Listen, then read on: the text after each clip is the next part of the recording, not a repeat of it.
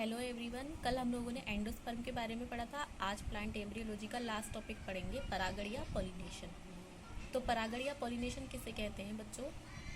जब किसी पुष्प के परागकण पराग कोश से निकलकर वर्तिकाग्र या स्टिग्मा पर पहुंचते हैं तब ये क्रिया क्या कहलाती है? परागण या पॉलिनेशन कहलाती है। तो परागण या पॉलिनेशन जो होता है वो दो प्रकार का होता है, स्वपरागण और परपरागण, सेल्फ पॉलिनेशन और क्रॉस पॉलिनेशन।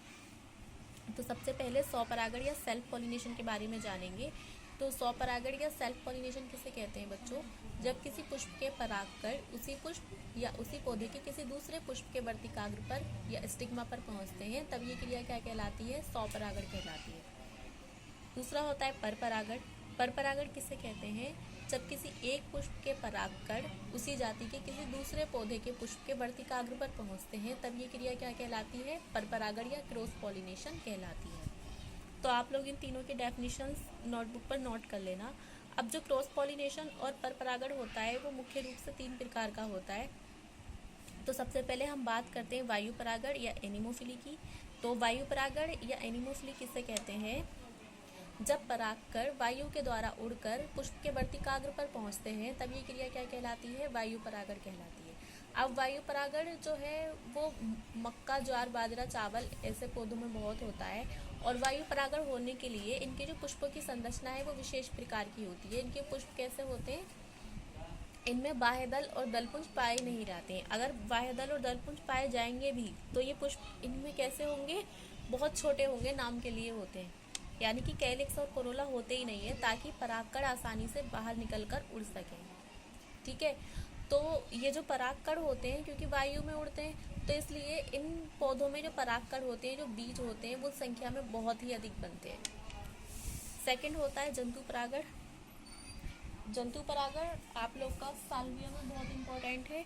जंतु परागण, तो जंतु द्वारा जो परागण होता है वो हाथी के द्वारा भी होता है, चींटी के द्वारा भी होता है, पाइला के द्वारा होता है, और इसके अलावा जितने भी कीट होते हैं, ततैया और मधुमक्खी, इनके द्वारा जंतु परागण होता है। तो जंतु परागण में क्या होता है? जब परागकण जंतुओं के माध्यम से पुष्प के वर्तिकाग्र पर पहुंचते हैं तब ये क्रिया जंतु परागण कहलाती है। तो जंतु परागण में आप लोगों को मैं साल्विया में कीट परागण पढ़ाऊंगी। तो साल्विया में कीट परागण पढ़ने के लिए आप लोग सबसे पहले साल्विया के पुष्प की स्ट्रक्चर समझ लीजिए कि साल्विया का पुष्प होता कैसा है। तो सबसे पहले आप लोग ये जान लो कि साल्विया का जो पुष्प होता है वो बाइसेक्सुअल या द्विलिंगी होता है। अब आप लोगों को हम पहले बता चुके हैं कि बाइसेक्सुअल या द्विलिंगी किसे कहते हैं। ऐसे पुष्प जिनमें नर और मादा दोनों जननांग एक ही पुष्प पर उपस्थित होते हैं, ऐसे पुष्प कैसे होते हैं? बाइसेक्सुअल या द्विलिंगी होते हैं। तो साल्विया का जो पुष्प है वो कैसा होता है? द्विलिंगी या बाइसेक्सुअल होता है, क्योंकि इसमें नर और मादा दोनों जननांग एक ही पुष्प में पाए जाते हैं। तो अगर हम साल्विया के पुष्प की संरचना देखेंगे तो ये कुछ इस तरह से दिखाई देगा। दो ओष्ठ ये होता है, निचला ओष्ठ और ऊपरी ओष्ठ में बटा रहता है। इसके अलावा जो जननांग होते हैं, नर और मादा दोनों इसके में पाए जाते हैं, एक साथ पाए जाते हैं। ये वर्तिकाग्र होता है, इसका वर्तिकाग्र के नीचे ये परागकोश है। तो इसका जो ऊपरी ओष्ठ होता है उस पर तो ये जननांग हो गए, और जो निचला ओष्ठ होता है इसका वो कीट के बैठने के लिए स्टेज का वर्क करता है, मंच का वर्क करता है। जब मधुमक्खी यहाँ आती है तो उस पर उसके बैठने के लिए ये जो है ये वाला पार्ट, इसका जो निचला होस्ट है उसके लिए किसका वर्क करेगा? ये मंच का या स्टेज का वर्क करता है। इसके अलावा जो इसका ऊपरी होस्ट है या दोनों होस्ट हैं वो किसके बने होते हैं? संयोजी ऊतक के बने होते हैं। और जैसे ही कीट इस पर आकर बैठता है, मधुमक्खी आकर बैठती है, ये लीवर की तरह क्या होते हैं? झुक जाते हैं। तो जब साल्विया में कीट परागण होता है तो जब कोई मधुमक्खी यहाँ मकरंद चूसने के लिए आती है तो जैसे ही वो निचले ओष्ठ पर बैठेगी तो ऊपरी ओष्ठ क्या होगा? मंच की तरह नीचे की तरफ झुक जाएगा और परागकोश नीचे आ जाएंगे और परागकण मधुमक्खी की पीठ पर लग जाएंगे। अब जब ये परागकण मधुमक्खी की पीठ पर लग जाते हैं तब ये मधुमक्खी किसी दूसरे पुष्प पर जाती है तो ये परागकण उसके वर्तिकाग्र से चिपक जाते हैं और इस तरह साल्विया में जंतु के द्वारा परागण कंप्लीट होता है।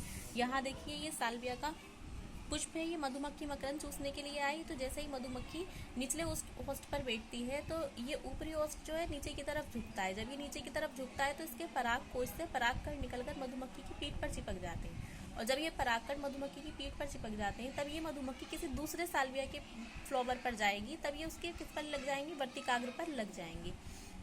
और इस तरह से साल्विया में क्या होता है? मधुमक्खी के या कीट के द्वारा परागण की क्रिया पूरी होती है। तीसरा होता है जल परागण या हाइड्रोफिली। तो जल परागण किसे कहते हैं? जल परागण ऐसे पौधों में होता है जो जल में पाए जाते हैं। तो जल के द्वारा होने वाला परागण को या परागकणों का जल की धारा के साथ बहकर वर्तिकाग्र पर पहुंचना क्या कहलाता है? जल परागण कहलाता है। तो हाइड्रिला और वेलिस्नेरिया जैसे फूलों में जल परागण बहुत होता है। इसमें क्या होता है, जो पुष्प के परागकण होते हैं वो जल की धारा के साथ बहकर दूसरे पुष्प के वर्तिकाग्र या स्टिग्मा पर पहुंचते हैं निषेचन करने के लिए। तो इस कंडीशन में क्या होता है, जल में पाए जाने वाले पुष्पों में परागकण संख्या में बहुत अधिक बनते हैं, क्योंकि बहुत सारे परागकण जल की धारा के साथ बहकर नष्ट हो जाते हैं, राइट। इसके अलावा क्योंकि जल में पाए जाते हैं, ये जल में रहते हैं, तो इसलिए इनमें क्या होता है, इनके ऊपर एक श्लेष्मिका म्यूकस का आवरण पाया जाता है जो कि इन्हें जल में गलने से बचाता है। तो आप लोग ये सारी डेफिनेशंस नोटबुक पर नोट कर लेना। ये प्लांट एम्ब्रियोलॉजी का लास्ट टॉपिक था। इसके अलावा जब आप लोग जंतु परागण के बारे में नोटबुक में नोट करें तो ये स्ट्रक्चर ज़रूर बना लेना, स्ट्रक्चर ज़रूरी है ये। इसका स्क्रीनशॉट ले लेना साल्विया के पुष्प का, ओके।